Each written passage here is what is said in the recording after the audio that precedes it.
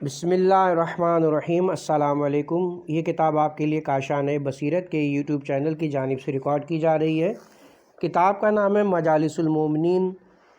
اب ہم کتاب کا پارٹ نمبر 53 پڑھیں گے۔ مجلس پنجم در ذکر اکابر علماء شیعہ کا بقیہ حصہ۔ صفحہ نمبر 963۔ ابو الفتح عثمان بن جنی موصلی الخوئی۔ تاریخ ابن خلکان میں مذکور ہے ابن جنی 9 کے امام تھے اور وہ ابو علی فارسی کے شاگردوں میں سے تھے، اور ان کے والد جنی سلمان بن فہد بن احمد ازدی کے رومی غلام تھے۔ اسی لیے ابو الفتح اپنے بزرگوں کی غلامی کو تسلیم کرتے تھے اور اس پر اسے کوئی شرمندگی نہیں ہوتی تھی، اور وہ ہمیشہ کہا کرتے تھے کہ میرا نسب میرا علم ہے۔ بیان کیا جاتا ہے کہ ابھی وہ پوری طرح سے جوان نہیں ہوئے تھے کہ اہل موصل کے طلبہ کو پڑھانے میں مصروف ہو گئے، اور ایک دفعہ ایسا ہوا کہ وہ طلبہ کو پڑھا رہے تھے کہ ابو علی فارسی کا وہاں سے گزر ہوا، تو انہوں نے اسے تدریس میں مصروف دیکھ کر کہا، تو پختہ ہونے سے قبل ہی مفتی بن گیا۔ ابو علی فارسی کے ان الفاظ نے ابو الفتح کے دل پر گہرا اثر کیا۔ انہوں نے طلبہ کو پڑھانا چھوڑ دیا اور ابو علی فارسی سے علم حاصل کرنے لگے، اور ایک دن ایسا بھی آیا کہ جب وہ علم نحو کا ماہر ترین فرد بن چکا تھا۔ ابن جنی نے 3 کتابیں، کتاب الخصائص، کتاب السرسانہ فی النحو اور شرح دیوان تالیف کی تھیں، اور انہوں نے دیوان کو متنبی کے سامنے پڑھ کر سنایا تھا، اور متونی ان سے محبت کرتے تھے۔ دمۃ القصر میں ہے مشکلات نحو اور لغت کو جس طرح سے ابن جنی نے حل کیا ایسا کسی نے حل نہیں کیا، اور وہ متنبی کے پاس جاتے تھے اور نحو کے تمام مسائل کے متعلق وہ ان سے مناظرہ کرتے تھے، لیکن متنبی ان کے سامنے از خود اپنے شعر نہیں پڑھتے تھے، اور ان کے متعلق متنبی کہا کرتے تھے کہ لوگوں کی اکثریت نے ان کی قدر و قیمت کو ابھی تک نہیں پہچانا۔ جب ابو علی کی وفات ہوئی تو ابن جنی ان کے قائم مقام بنے، اور سمانینی اور عبد السلام اور ابو الحسن نے ان سے علم نحو حاصل کیا۔ ابن جنی سن 330 ہجری سے پہلے پیدا ہوئے تھے، اور انہوں نے بروز جمعہ 28 صفر سن 392 ہجری کو بغداد میں وفات پائی۔ ابو یوسف یعقوب بن اسحاق المعروف ابن السکیت النحوی۔ تاریخ ابن خلکان میں مذکور ہے کہ ابو یوسف یعقوب کے خاندان کا اصلی وطن دروق خوزستان تھا۔ وہ اپنے باپ کے ساتھ کچھ عرصے تک بغداد میں بچوں کو پڑھاتے رہے۔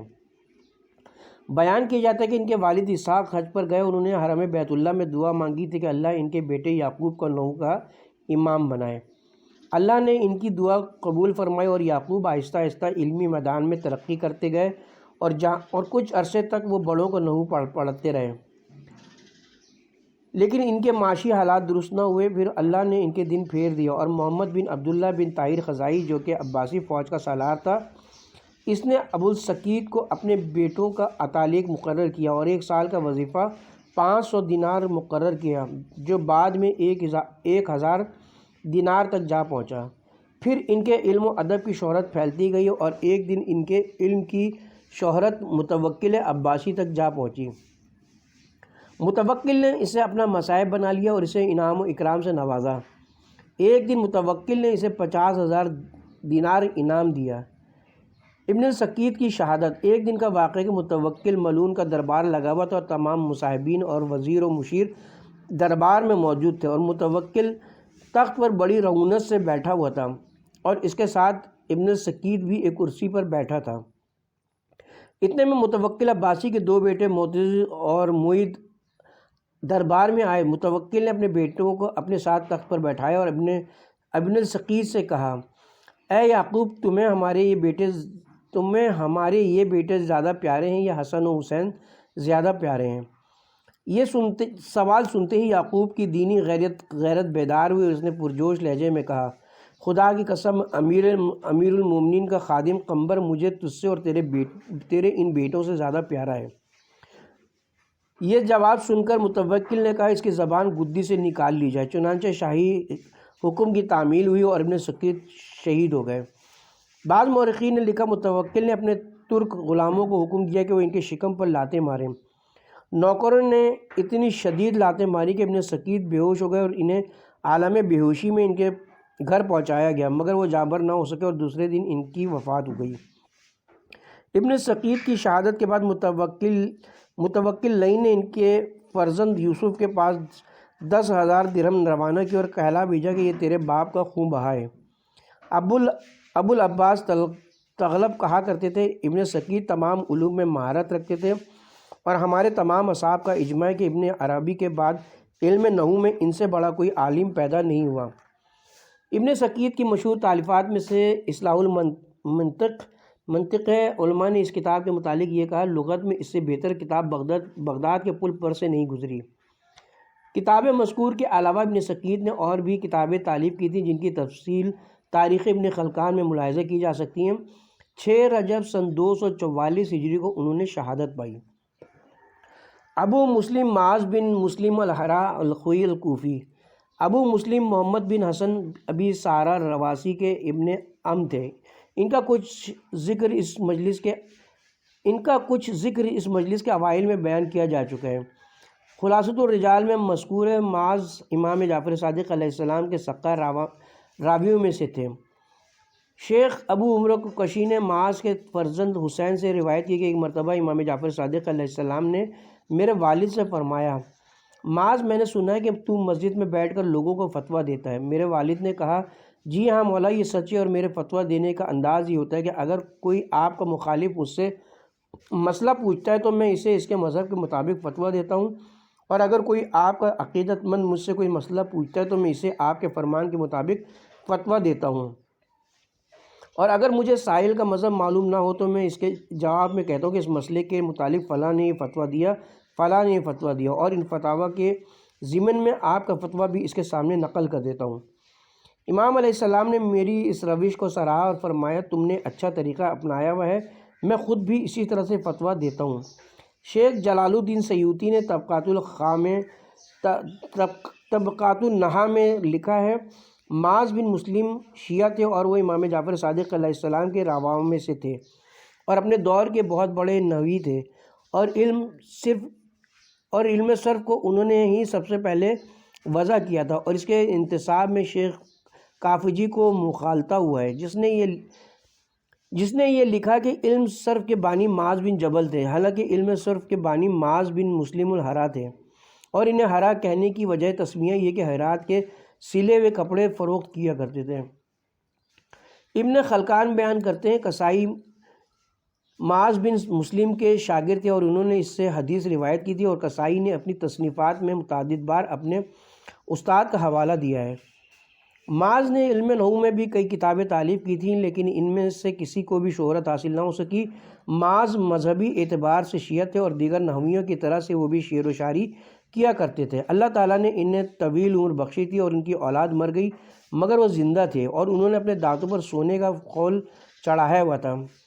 ایک شاعر نے ان کی طول عمر کے متعلق یہ نظم لکھی تھی، معاذ بن مسلم ایسا شخص ہے کہ اس کی عمر کی کوئی انتہائی نہیں ہے، زمانے کا سر جوان ہونے کے بعد بوڑھا بھی ہو گیا لیکن اس کی عمر کا لباس ابھی تک نیا ہے، تیری ماں کا گھر ویران ہو گیا لیکن تو میخ کی طرح سے اب بھی اس میں موجود ہے، جب جدائی کی خبر دینے والا کوئی کوا کائیں کائیں کرتا ہے تو اس سے یہ پوچھتا ہے کہ سر درد اور آشوب چشم کیسا ہوتا ہے۔ معاذ بن مسلم اور کمیت بن زید ہم مذہب تھے اور ایک دوسرے کے گہرے دوست تھے۔ کمیت کو معلوم ہوا کہ ترماہ شاعر عبداللہ مطری اموی کے پاس واسطہ شہر میں گیا اور اس نے اپنا مدیحہ قصیدہ سے سنایا تو عبداللہ نے اسے 30,000 درہم کا انعام دیا۔ یہ سننے کے بعد کمیت کا جی للچایا اور اس نے معاذ بن مسلم سے کہا، میں بھی عبداللہ مطری کے دربار میں جا کر اس کی شان میں قصیدہ پڑھنا چاہتا ہوں اور مجھے بھی توقع ہے کہ وہ مجھے ترما کی طرح سے مالا مال کر دے گا۔ معاذ بن مسلم نے کمیت کو ایسا کرنے سے منع کیا اور اس سے کہا، تجھ میں اور ترما میں بڑا فرق ہے، وہ اس کا رشتہ دار ہے جبکہ تیرا تعلق مظہر قبیلے سے ہے اور تیرا اس سے کوئی رشتہ نہیں ہے، وہ یمن الاصل ہے جبکہ تو یمنی نہیں ہے۔ ترما ناسبی تھا اور تو شیعہ ہے، اور وہ ناسبی اموی تھا جبکہ تو شیعہ عراقی ہے۔ الغرض اس تمام تر نصیحت کا کمیت پر کوئی اثر نہ ہوا اور وہ عبداللہ مطری کے پاس واسطہ گیا۔ لیکن انعام کے بجائے اس نے اسے اپنے گھر میں قید کر دیا۔ پھر کچھ عرصہ گزرنے کے بعد عبداللہ کی بیوی کو اس پر ترس آیا اور اس نے اپنا زنانہ لباس کمیت کو دیا اور کمیت زنانہ لباس پہن کر وہاں سے بھاگنے میں کامیاب ہوا۔ بیان کیا جاتا ہے کہ ایک شخص نے ماں سے اس کے سن ولادت کے متعلق پوچھا تو اس نے کہا میں یزید بن عبد الملک کے دور حکومت میں پیدا ہوا تھا اور سن 187 ہجری میں انہوں نے برماکہ کے زوال کے سال وفات پائی۔ حسین بن احمد ہمدانی المعروف ابن خالویہ نحوی شیخ نجاشی رقم طراز ہیں۔ حسین بن احمد مذہب امامیہ کے فاضل افراد میں سے تھے اور لغت عرب کے ماہر تھے اور اپنی علمی قابلیت کی وجہ سے آل ہمدان کی محفلوں میں ہمیشہ صدر نشین رہا کرتے تھے۔ انہوں نے کتاب الآل تالیف کی جس میں انہوں نے امیر المومنین علیہ السلام کی امامت کا اثبات کیا اور اس کے علاوہ انہوں نے مستحسن القراء اور وشاذ اور کتاب فی اللغہ اور کتاب اشتقاق الشہود والایام تالیف کی تھی۔ تاریخ یافعی میں مذکور ابن خالویہ بغداد آئے اور انہوں نے ابن انباری، ابن عمرو، ابن زائد، ابن دریید اور سیرانی جیسے افاضل سے علم حاصل کیا۔ پھر انہوں نے شام جانے کا قصد کیا لیکن جب وہ حلب پہنچے اور حلب کے افاضل نے ان کا پرتپاک خیر مقدم کیا اور حلب کے حکمرانوں آل ہمدان نے بھی ان کی عزت افزائی کی تو وہ حلب میں ہی ٹھہر گئے۔ انہوں نے ایک مفصل کتاب لکھی جس کا نام انہوں نے لیس رکھا اور عربی زبان میں لیس نہیں کو کہا جاتا ہے اور اس کتاب کے نام کے مطابق اس میں تمام تر بحثیں اس طرح کی ہیں، مثلا کلام عرب میں ایسا نہیں ہے، کلام عرب میں ویسا نہیں ہے، غرض کہ پوری کتاب نہیں پر مبنی ہے۔ اس کے علاوہ انہوں نے کتاب الآل تالیف کی جس کی ابتدا میں انہوں نے لفظ آل کی علمی و فنی بحث کی، پھر انہوں نے اس کتاب میں ائمہ ہدیٰ کی سوانح حیات تحریر کی۔ علاوہ ازیں انہوں نے علم و نحو میں کتاب الاشتقاق اور کتاب الحل تحریر فرمائی اور مذکورہ کتب کے علاوہ انہوں نے کتاب القرآن، کتاب اعراب القرآن اور کتاب المقصور و المحدود، کتاب مذکر و مؤنث، کتاب اللغات، کتاب شرح مقصورہ ابن دریید اور کتاب الاسد تعریف فرمائیں۔ ابن خالیہ نثر نگار ہونے کے ساتھ اچھے شاعر بھی تھے۔ سالوی نے اپنی کتاب یتیم الدہر میں ان کے یہ 2 بیت نقل کی ہیں۔ جب کسی مجلس کا صدر نشینی سردار نہ ہو تو ایسی مجلس کا صدر نشین ہونے میں کوئی بھلائی نہیں ہے۔ بہت سے لوگوں نے مجھ سے یہ کہا ہے کہ میں نے تجھے پیدل چلتے ہوئے دیکھا ہے تو میں نے ان سے یہی کہا کہ میں اس لیے پیدل ہوں کہ آپ سوار ہیں۔ انہوں نے سن 370 ہجری میں وفات پائی۔ محمد بن حسین بن دریید ازدی لغوی نحوی ابن خلقان لکھتے ہیں ابن دریید لغت، ادب اور شعر میں اپنے عہد کے امام تھے۔ مسعودی مروج الذہب میں رقم طراز ہیں۔ ابن دریید اپنے دور کے تمام شعرائے بغداد سے لائق تھے اور لغت میں خلیل بن احمد کی مثال تھے۔ انہوں نے لغت کے بہت سے ایسے الفاظ جمع کیے جو متقدمین کی کتابوں میں موجود نہیں تھے اور انہوں نے بے شمار اشعار کہے تھے۔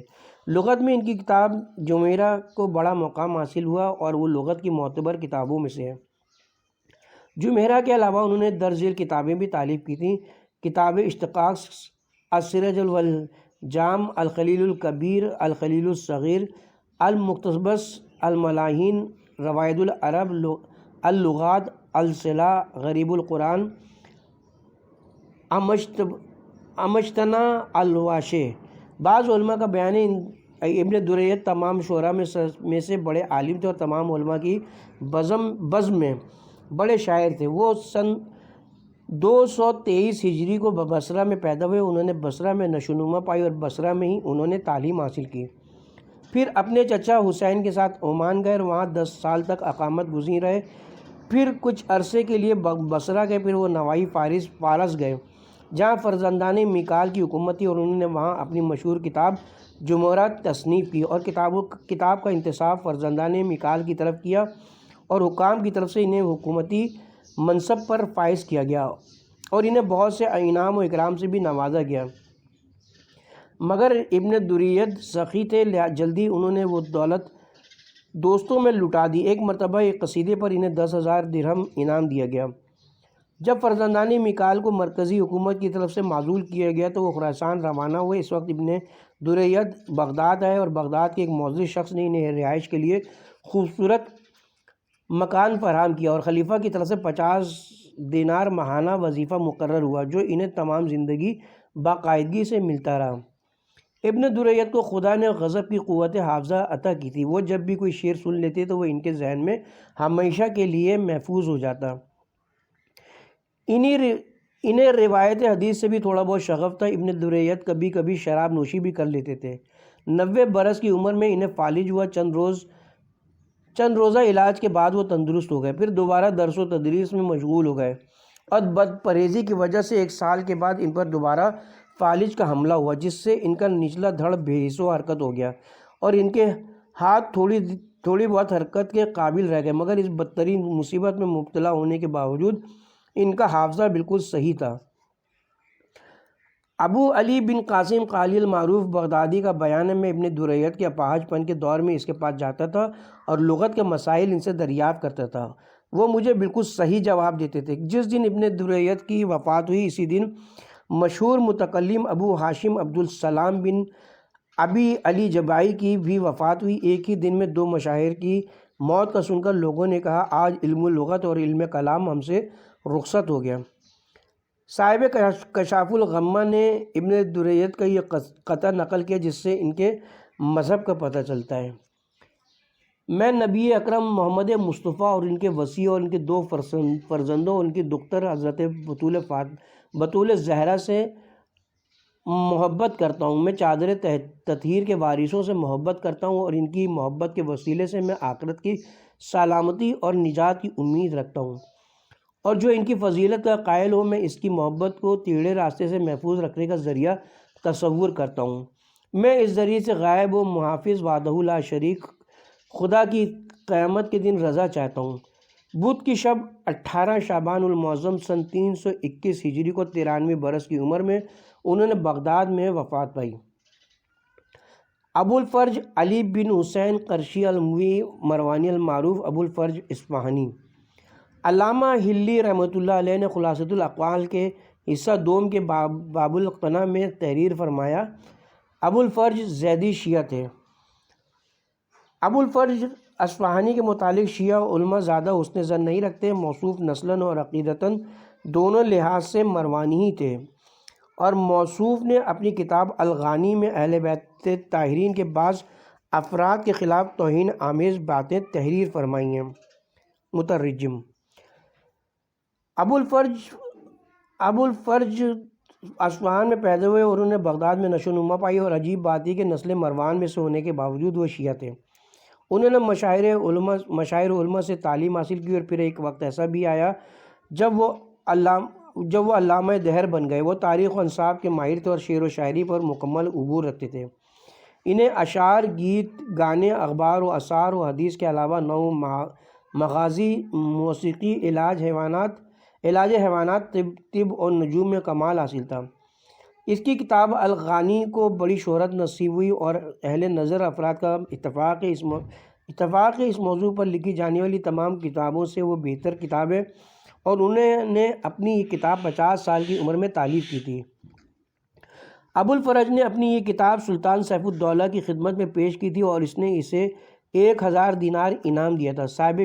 صاحب بن عباد مشہور عالم و فاضل شخص تھے۔ وہ ادب کے بڑے دلدادہ تھے، اور جب وہ کہیں سفر کے لیے روانہ ہوتے تو ان کے پاس 30 اونٹوں پر کتابیں لدی ہوتی تھیں، اور جب انہوں نے الغانی کو دیکھا تو کہا، بس اب مجھے میرا گوہر مقصود مل گیا ہے، آئندہ اتنی کتابیں ساتھ رکھنے کی ضرورت نہیں ہے، صرف یہی ایک کتاب ہی کافی ہے۔ ابو الفرج کی باقی تالیفات کا تذکرہ کتب تاریخ میں مذکور ہے۔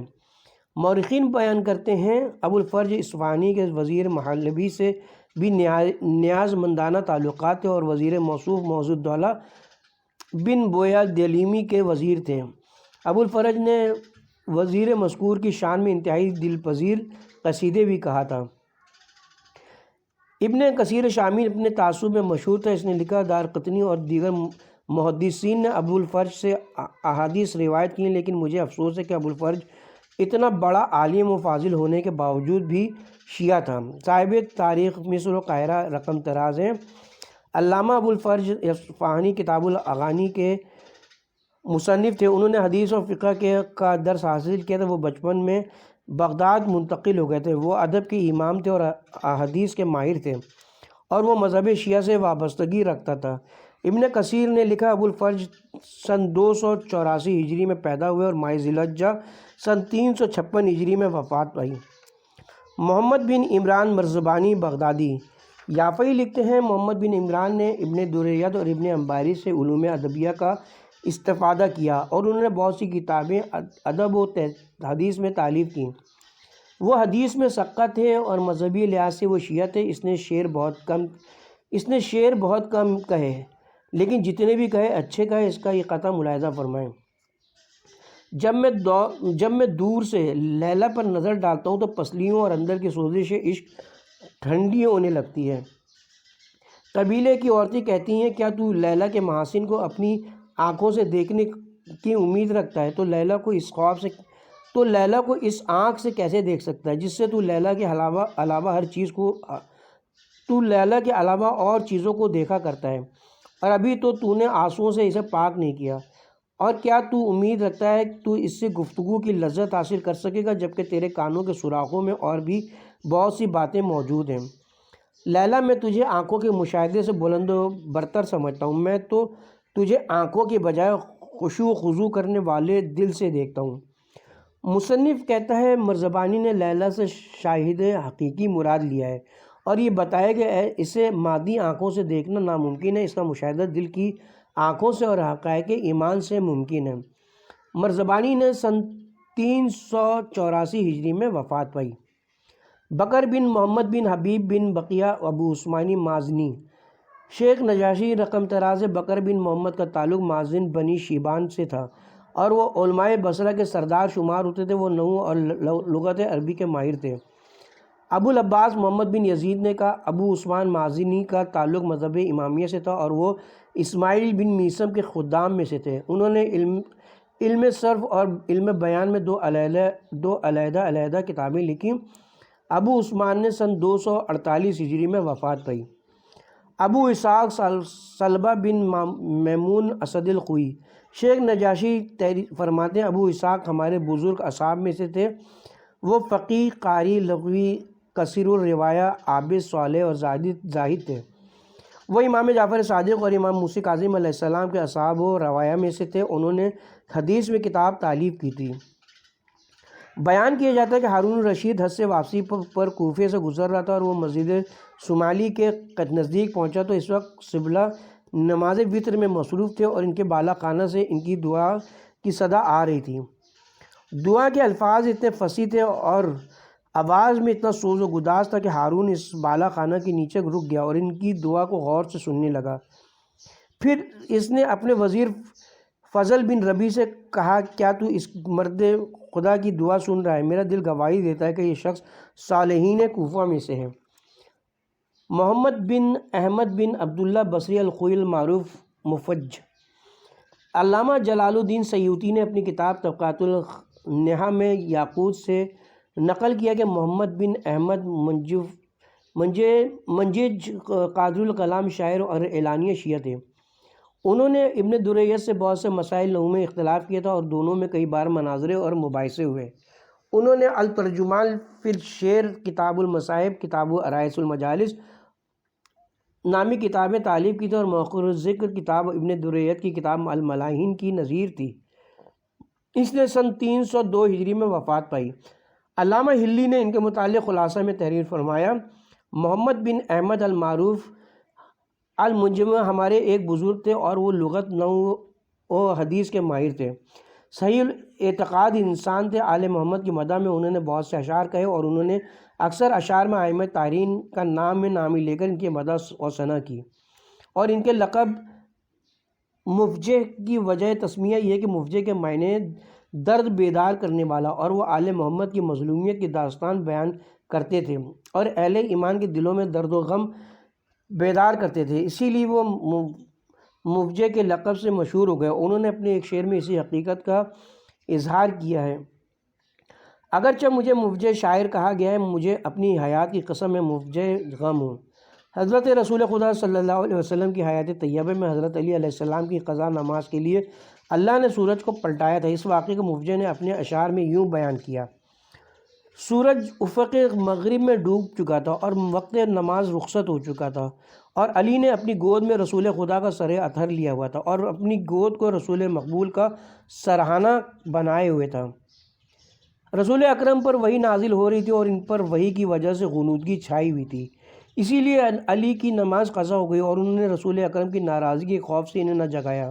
تو رسول اکرم نے اپنے رب سے دعا مانگی، جسے اللہ نے اپنے وعدے کے تحت پورا کیا، اور خدا کے وعدے سے ہمیشہ پورے ہو کر رہتے ہیں، اور خدا کے وعدے ہمیشہ پورے ہو کر رہتے ہیں۔ اور کہا کہ میرا بھائی اللہ کی اطاعت میں مصروف تھا اور اس کے دن کا ایک حصہ یوں اطاعت میں مصروف رہا۔ سورج کو اس کے لیے پلٹا دے تاکہ وہ عصر کی نماز وقت پر پڑھ سکے، تو عشاء کے بعد پھر عصر کا وقت ہو گیا۔ علی بن احمد فجنکروی ادیب الخوئی، آپ ادب و نحو میں بے مثال مہارت رکھتے تھے اور مومن کامل تھے۔ آل محمد کی مدح میں اشعار کہا کرتے تھے۔ انہوں نے روز غدیر کے متعلق یہ قطعہ لکھا: عیدین کے علاوہ یوم غدیر بھی میرے لیے عید ہے۔ اس دن تمام سردار اور غلام خوش ہوتے ہیں۔ اس دن علی مرتضیٰ کو امامت ملی اور اس دن اللہ نے ان کے شرف و عظمت میں اضافہ کیا۔ اس دن حضرت احمد مجتبیٰ ایک بڑے مجمع جس میں کالے اور گورے تمام موجود تھے کہہ رہے تھے: اللہ تعالیٰ کی ہمیشہ کے لیے حمد ہے اور اس کی حمد کے لیے انقطاع نہیں ہے، اس کی طرف سے تمام انعام و فضل و سخاوت ہے۔ علی بن احمد کی ایک اور نظم: جب میں آل ہاشم میں سے روشن جبیں فرد کا ذکر کرتا ہوں تو بدکنے والے کتے مجھ سے دور ہو جاتے ہیں۔ جو شخص تجھے علی کی محبت کی وجہ سے ملامت کرے تو اس سے کہہ دے کہ تیری ماں نے تیری پیدائش میں خیانت کی ہے۔ محمد بن احمد بن طاہر بن احمد بن خازن نوحی، کتاب طبقات میں مذکور ہے۔ محمد بن احمد کی کنیت ابو منصور تھی اور وہ بغداد کے محلہ کرخ کے ایک قدیم کتب خانے کے خازن تھے۔ ابن جوزی نے لکھا کہ محمد بن احمد نحوی و ادیب تھے اور وہ شیعہ تھے اور خوش نویسی میں مشہور تھے۔ انہوں نے ابو محسن شوقی سے استفادہ کیا تھا۔ وہ سن 410 ہجری میں پیدا ہوئے اور 13 شعبان 510 ہجری میں وفات پائی۔ احمد بن ابراہیم بن اسماعیل بن داؤد بن حمدون الندیم الخوئی، علامہ سیوطی طبقات النحا میں رقم طراز ہیں۔ احمد بن ابراہیم اہل لغت کے شیخ الرئیس تھے اور ابو العباس تغلب کے استاد تھے۔ وہ اگرچہ شیعہ تھے مگر وہ متوکل عباسی کے مصاحب اور ندیم تھے اور ان کی تالیفات میں سے اسماع الجبال اولادیہ کو مقبولیت عامہ کی سند ملی۔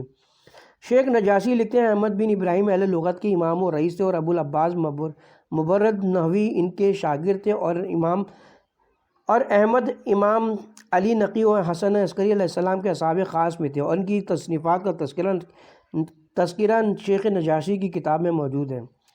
احمد بن علی معقل ازدی محلبی حمصی نحوی، صاحب طبقات نحا نے لکھا: احمد بن علی معقل ادیب و فاضل تھے، اور ذہبی نے ان کے متعلق لکھا کہ احمد مذکور نے 567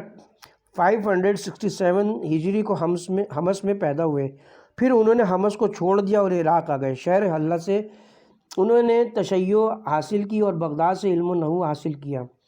انہوں نے ابو الباقی اکبری اور وجیہ الواسطی اور دیگر مشاہیر علماء سے علم نحو و عروض حاصل کیا اور آخر کار اپنے دور کے علامہ بن گئے، اور انہوں نے مذکورہ 2 علوم میں کتابیں تالیف کیں۔ انہوں نے ابو علی فارس کی 2 کتابوں کتاب العزا اور کتاب تکمیلہ کو اثر نو مدون کیا اور اچھے سلیقے سے انہیں نئی ترتیب سے سجایا۔ پھر اس نے مذکورہ کتابیں ملک امجد کے حضور پیش کی جس نے اس سے فیاضانہ سلوک کیا۔ احمد مذکورہ غالی شیعہ تھے اور بڑے دیندار و دانشمند تھے۔ انہوں نے 15 ربیع الاول سن 644 ہجری کو وفات پائی۔ علی بن محمد بن علی ابو الحسن بن زید استرابادی المعروف فصیحی صاحب طبقات النحو میں تحریر علی بن محمد شیخ عبد القادر جرجانی کے شاگرد اور ملک النحو کے استاد تھے۔ خطیب تبریزی کے بعد بغداد کے مدرسہ نظامیہ میں مدرس مقرر ہوئے۔ پھر ان پہ تشیع کا الزام لگا، اور جب مدرسے کی انتظامی جمعیت نے ان سے اس الزام کے متعلق پوچھا تو انہوں نے کہا میں اس الزام کی نفی نہیں کرتا، اور سر کے بالوں سے لے کر قدموں تک اپنے آپ کو شیعہ سمجھتا ہوں۔ اس اقرار حقیقت کے بعد اس تعصب سے بھرپور مدرسے میں ان کی گنجائش باقی نہ رہی، اور انہیں مدرسے سے نکال دیا گیا، اور اس جگہ ابو منصور جوالقی کو مدرس بنا دیا گیا۔ مدرسے سے فارغ ہونے کے بعد انہوں نے ایک مکان کرائے پر حاصل کیا، اور مدرسے سے بہت سے طلاب ان کے پاس استفادے کی غرض سے حاضر ہونے لگے۔ ایک دن انہوں نے طلبہ سے کہا، تم لوگ میرے پاس کیوں آتے ہو جبکہ اس وقت میرا مکان کرائے کا ہے اور روٹی پیسوں سے خرید کر مجھے کھانی پڑتی ہے؟ کہیں میری وجہ سے تم لوگ مدرسے کے وظائف سے محروم نہ ہو جائے۔ اپنے اس استاد کے پاس جاؤ جسے میری جگہ متعین کیا گیا ہے۔ پھر انہوں نے گوشہ نشینی اختیار کر لی، اور جب انہیں اس گوشہ نشینی پر ملامت کی گئی تو انہوں نے کہا، میں اللہ کی حمد اور شکر ادا کرتا ہوں، اس کی آزمائش سب بہتر ہوتی ہے۔ میں لوگوں سے گوشہ نشین ہو چکا ہوں اور نماز میں چل پھر رہا ہوں۔ میں غموں سے چھوٹ گیا ہوں اور میری پشت سے وزن اتر گیا، اور قلیل پر قناعت کر رہا ہوں۔ اب میں آزاد ہوں، اب کسی کا مجھ پر کوئی احسان نہیں ہے، اور میں کسی کا ممنون احسان نہیں رہا۔ اب مجھے حرص ہانک کر دنیا کی طرف نہیں لے جاتا، اور نہ ہی میں طویل آرزوؤں کا قیدی رہا ہوں، اور میری نظر میں فضول خرچ، دولت مند اور کنجوس دونوں برابر ہیں۔ میں نے لوگوں کی دولت سے مایوس ہونا سیکھ لیا ہے، اور اس طرح سے میں نے اپنی خواہشات کو اپنے آپ سے دور کر دیا، اور اب مجھے آرام سے نیند آتی ہے، اور جو شخص لوگوں پر اپنا بوجھ کم ڈالے لوگ اسی کے دوست ہوتے ہیں۔ اس کے ساتھ ہی یہاں پہ پارٹ نمبر 53 کا اختتام کرتے ہیں۔